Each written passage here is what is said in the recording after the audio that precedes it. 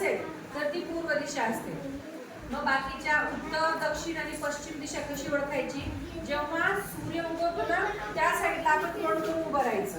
ही पूर्व दिशा आहे ना, मग आता ही ध्रुव अशी उभी आहे. पूर्व दिशा हिच्या समोरची. मग पूर्वेच्या समोरची म्हणजे हिच्या पाठीमागे जी दिशा येते ती कोणती असते? पश्चिम. हे बघा, ही पूर्व आपल्या पाठीमागे पूर्वेला तोंड करून जर आपण उभं राहिलो तर आपल्या पाठीमागची जी दिशा असते ती असते पश्चिम. बरोबर? आणि आपला हा कोणता हात आहे? उजवा हात आहे.